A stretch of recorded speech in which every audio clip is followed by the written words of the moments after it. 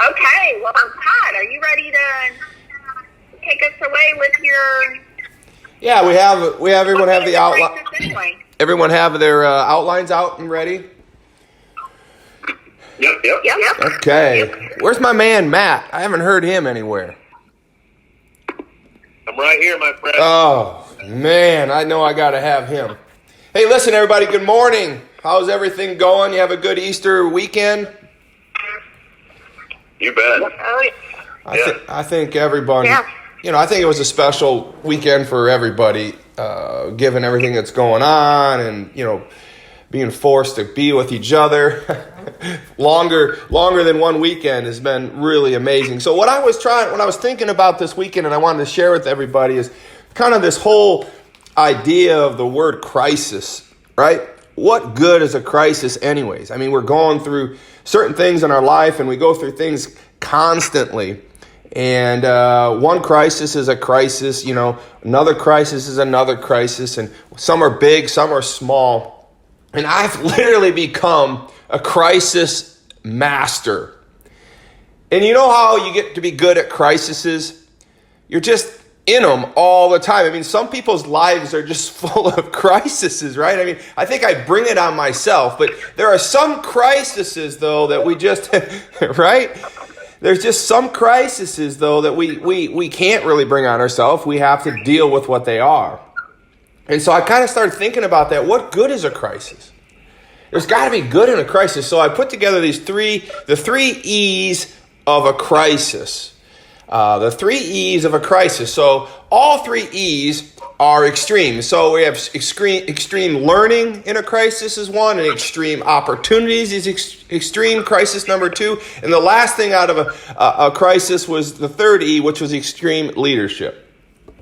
So I thought I'd talk about that a little bit, and I want people to join in this morning and help me out with some of this thought process, because there's got to be good stuff that comes from this kind of thing. Did you realize, Sam, that nearly half of all of the Fortune 500 companies in America were actually started or founded during a recession, a crisis, or a bear market? I mean, think about that. So, yeah. if you understand that small opening comment, you really understand what good is going to possibly come from things like this. Isaac Newton literally came up with the law of gravity while he was being quarantined for the bubonic plague. Pretty cool, right? The bubonic plague. I couldn't even spell that. I tried to figure out how to spell it, so I just scribbled it because I knew I could say it. In 1930, Ruth Graves, these are some kind of cool facts, accidentally baked chocolate chip cookies in her toll house because she couldn't find any chocolate baking powder. So she sliced up chocolate bars into little chips and stuck them in a cookie, hoping that they would melt and create a chocolate-flavored cookie. When she found out that the chocolate chip wouldn't really melt and disperse, but it stayed in one spot and hardened and created what we know as the Toll House chocolate chip cookie. Back to the 1894, during the 1894 recession, James Nesbitt created the basketball. Now, it wasn't a recession-needed thing, but these downtimes created some of these shifts. Steve Jobs created the iPad literally days after 9/11 crisis. Right? And in 1876, Henry Heinz created ketchup. Sitting around, dealing with an old Chinese recipe with pickled fish sauce. That sounds like something Sam would do, doesn't it? Pickled fish sauce. That's how things happen, right? And Sun Tzu, who wrote the book Art of War, ancient Chinese secret, right? Art of War. Sun Tzu wrote this. Midst of chaos, there is opportunity. So I kind of wanted to talk to you about this and set it up with, just a little story. I remember when I was little, I was probably 10 years old, and my daddy, he was in a crisis a lot also. Maybe I get it from him, but he was a football coach, and he won all these football games, 72 games in a row, never lost or never tied. And he was really a prolific leader, a prolific coach, and did a lot of really cool things. But I remember we were probably at win streak number 54 or something like that, and we were at the precipice of losing to a team by the name of Grass Lake. And Grass Lake was a pretty good team that year, and somehow we found ourselves behind, and literally seconds left on the clock. The TV reporters were there, the newspapers were there, everyone was basically waiting for Tom Saylor and the Hudson Tigers to lose this game and the win streak be over, because he had talked about it so much, and these players had believed it. Certain people were rooting for it to be a successful win streak, and some people were just haters and wanted him to lose because they didn't want that to happen to anybody other than themselves or something of that nature. Just haters hate, you know? But the funny thing is my dad stayed cool and calm. I was on the sideline and I watched him, and as people kind of got antsy and nervous, and the players on the sideline who couldn't do anything were walking around and fidgeting and doing their things, and the clock was ticking down. There was literally less than a minute left, no timeouts left, and it turns out it's basically 3rd and 4. That means it's the 3rd down on the 4-yard line with no timeouts left to go, with less than a minute clicking. And my dad sends in a player. He says, "Listen, I'm going to call 2 plays," he says. 2 plays, and the clock's ticking down. So the runner goes into the huddle, and he tells the huddle, "Coach has a message for you." And they're all huddling around this one player who had to run into the play. Clock's ticking down to 40 seconds, 42, 41, 40 is ticking down. He says, "Coach said this. The first play is T4. The second play, if we don't score, is T4. And he looked at him, he said one other thing before we get off the line here. He wanted me to all here to say this. And they all looked at this little player who ran in there to give him the play. And he said, "Coach loves us all no matter what." Ready, break. They got on the yard, 3rd and 4. They got on the line, and they hit the play, and they hit the gap just so hard, and they ran across the line, and everyone piled on top, and it was inches from scoring. The referee looked down the line. The other referee looked at the other referee, and all of a sudden, they blew the whistle, raised their hands, and they scored on the first attempt. Touchdown. Win streak was still intact. 72 was still in the future of this win streak. So it's kind of funny in this crisis moment. We don't have to have big crises. We have crises all the time. So what is a crisis? A crisis is just simply a condition of danger. A football game, the bubonic plague, stock markets crashing, 9/11, financial crisis. They go on and on and on. I started to research a little bit on this, and I was exacerbated by the amount of content with the word crisis. And there's so many crises in our history, just in America. Can you imagine in the world what crisis is? I mean, crises literally make the world go round. So how do we dial that into our little world, our pay-serve world, our family world? How do we become better out of this? Well, let's look at this. Let's look at this. 1, extreme learning from every crisis. Notice I put laugh out loud because each E is extreme. And the second letter is L for learning. The second letter is O for opportunities. And the third letter is L for leadership. The 3 E's of crisis is laugh out loud. So I am actually giving you permission to think about a crisis of time passed in your families or in your life that you thought was the end or severe danger that now you can laugh out loud about. Right? We need crises. We make things from... So extreme, number 1, from crisis, extreme learning comes. Anybody got one thing they learned from a crisis? Give me one thing.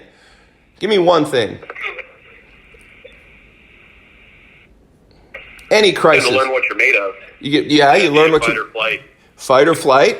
Actually, right. When you see the crisis, are you going to cover up, or are you going to think rationally and figure out a plan? Give me a specific crisis learning moment in your family. This is a business conversation, but you know our conversations are about family and business, and it's all one thing for us. There's always an answer, and there's always a way. Always a way. Figure it out. Yeah. Is that you, Heather? Yeah. Well, if you guys only knew, right, Heather? If you only knew. Give me one more. Always an answer. Matt, what do you got? Did you learn something from a crisis? Extreme learning? You know, I knew for some reason you were going to call me this morning, Todd, so I'm racking my brain to try and think of something from a crisis. The only thing that really popped into my head was when my son smashed his finger in the door.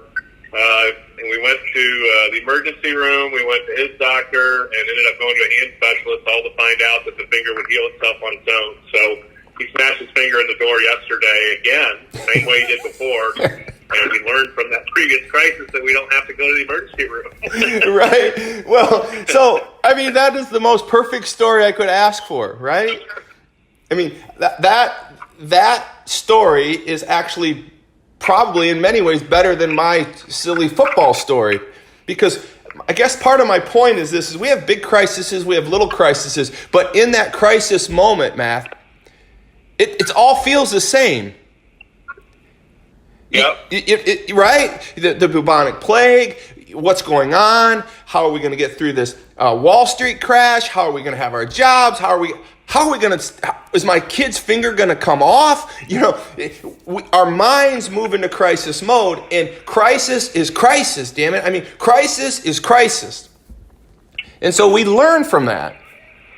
You know, we learned how to handle that first maybe son's crisis moment, how he was going to cry and how he wasn't going to cry, how he was going to buck up, or how we were going to handle a fire drill in our house. How are we going to rally things around? So I think, number one, I want you to understand that extreme learning comes from crisis. Number one, extreme learning. Anyone else, any other extreme learnings from crisis modes, little things, big things? I remember actually hitting 2 cars in less than 8 seconds at the office about 4 months ago. Right? Right, Heather? Yeah. I was trying to help out, and I was backing the donut van from the Tom's Donut van in to try and unload some things to help everybody out, and I was determined I could hit that gap in between Heather's Mercedes and Lori's Cadillac, right? And so what do? I back in the van, and boom! I hit Heather's Mercedes square on the corner of that. Oh, man. Boom. Hit it hard. No. Hit it hard. No, you didn't. Yeah, I did. That was my Cadillac you hit. Well, who's the other? Oh, it was your Cadillac, Lori. So first I hit Lori's Cadillac. Boom. I just crack it open. I'm like so frustrated. Oh, nothing I can do about that. So I pull forward, and I back up to try to hit that gap again. And bam, I hit the car on the other side of the slot, which was Abby's Mercedes or whatever the heck she's driving. So in less than 8 seconds, I destroyed 2 workers' vehicles and my own. Crisis, right? Danger was looming. Cool thing is now, hey, we laugh about it. And they both got new vehicles due to that, and everybody's happy, and it's a good crisis story. All right, so extreme learning. What'd you learn? Well, I learned that I can't back a van for shit. That's a critical piece of knowledge right there. Yeah. And the other thing I learned is, if you don't have a backup camera in your vehicle, you bought the wrong vehicle. But anyways, number 2, extreme opportunities. Let's move through these extreme opportunities. So 1 is you have extreme learning in crisis, and 2, we have extreme opportunities. Extreme opportunities. So in every crisis, there's opportunities. Sun Tzu taught us that. Steve Jobs taught us that. Isaac Newton taught us that. James Nesbitt taught us that. Toll House Cookies taught us that. So what I'm asking you to do in crisis moments, big crisis or small crisis, at the moment of the crisis, just breathe. Just breathe. As soon as you gather your feet, I need you to start looking for opportunities. In your family, in your smashed fingers, smashed cars. Look for those opportunities, because nothing will start the healing process of your mind and your soul and your mental capacity more than starting to look for something to do, something to fix it. Because here's the thing, I know with myself, in my extreme crisis expertise, is that my mind is sick, my body is ill until I chill. My mind is sick, my body is ill until I chill. And the only way I can chill is to look for what I'm going to do next. Too many of us kind of wallow around in our minds of the problems and how bad is it going to get and how am I ever going to survive and how am I ever, that's okay, that's natural. But at some point, your body will be ill until you chill. And the only way you can chill is when you actually start to put together a plan. What can we learn? What opportunities are here for us now? Heather and I were trying to figure out how we were going to actually buy the SaaS software in, as early, Ricky was here, I believe, as early as 2012, 11. It was early, before they were bought by Kronos. Then it came back around again, and we had determined that, her and I determined, and Tracy knew things were going on and what we were going to do, but we just decided that we were going to a different software platform. We weren't going to be enslaved by M3 any longer, and their short-sightedness and their lack of crisis management, if you will, and the not getting to the cloud and on and on and on. And we had funds, but we didn't have the money to do what we wanted to do. And things were going on with the economy again, and we didn't know how we were going to get there. We just knew we had to get there. So we were sitting around and we were brainstorming, how are we going to deal with this economic situation? How are we going to deal with the things that we're doing and some of our turmoil and our key positions in the company? And we couldn't figure out how we were going to actually pay for the software. At that time, I don't know, it was like $50,000, but it wasn't just the software cost that we needed to pay for. It was the people and the training and how we were going to do it. And so as we were brainstorming about this crisis in the economy and where we were going, because we felt like we were not going to survive as M3 people. We were not going to survive. And she looked at me, what are you going to do? And I said, what are you going to do? What are you going to do? We kind of go back and forth. I said, you know what I'm going to do? She said, what? And I said, I'm going to start a staffing company, and I'm going to create a company that's going to actually pay for this software. And she said, you go do that, Todd. So that's what we did. So in a crisis or in those mindsets or those things, instead of wondering how are we going to get through this and wallowing in the pain of millennium and wallowing in where we're going to be in an identity in this industry and how we're going to do what we're going to do, we sat down and we said, how are we going to do this? Here's an opportunity. Let's figure it out. Now let's put a plan together.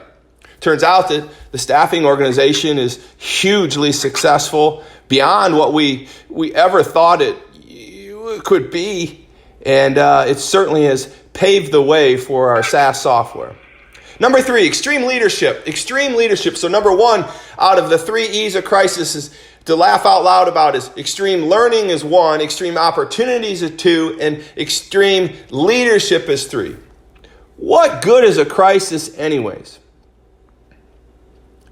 And really all this conversation this morning is really to talk about you and your leadership moments. Don't ever let a crisis go to waste. Don't ever let a crisis go to waste. I'm hoping you guys are writing down the ill and chill, and don't ever let a crisis go to waste. Good crisis, bad crisis, crisis is crisis. Leaders look for crises. Leaders don't wait on crises. We are all leaders. We look for crises in our families, in our work, in our department, in our lives. We need crises. The greatest leaders of our time, our generation, can only really be deemed great leaders if they have a crisis. Think about that. You can only be deemed a great leader if you've had the opportunity for a crisis. So I challenge all of you to understand that in your families, in your regular lives, in your business lives, I want you to understand that your leadership moments are being developed right now. Your leadership moments during the times in this country, during this stay-at-home times, during our economic times, during our business survival times, during all of this stuff and noise that's going on out there. This is a time for extreme learning. This is a time for massive extreme opportunities. This is really a time for everyone on this phone to shine as leaders in your family, in your department, in this company. There's no way Tracy and I can think of everything. Just can't. We're beyond that. Beyond that. Extreme learning, extreme opportunities, extreme leadership.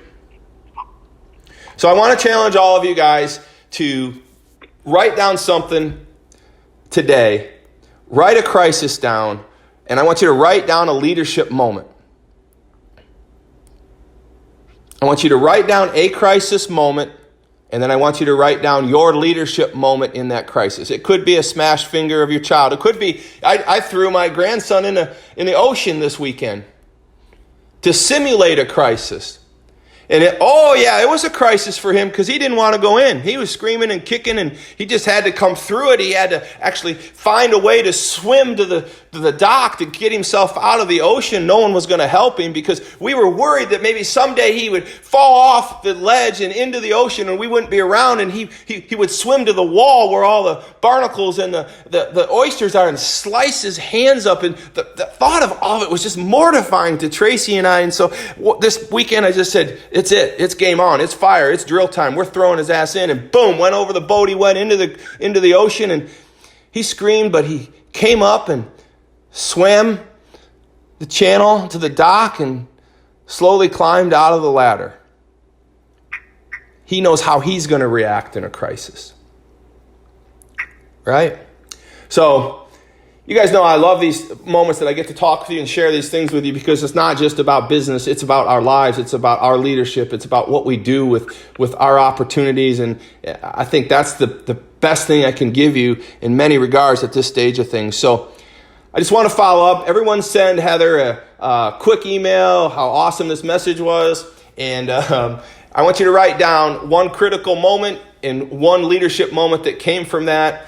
And I always like to read those. You guys have been great with your other homework. I got every one of your dreams, and that was great. And I learned a lot from that, and I continue to learn from these types of things. I wanted to also let you know that next week, hopefully Heather and I are going to have some really good news for everybody regarding their jobs and some really cool things that we're going to be doing in regards to the PPP. It looks like things are working out with some of these loans for all of our customers. It looks like any attrition that we may have thought we might have may not happen for the greater part. The government is coming through with these PPP loans and allowing people to keep employees employed. And we're hopeful that we can share in some of that success with everybody once this is confirmed. In a crisis, we continue to learn and we continue to share. So I guess I just want to close with the Art of War, Sun Tzu. In the midst of chaos, there is always opportunity. In the midst of chaos, there is always opportunity. All right, thanks you guys. All right, thanks, Todd. All right.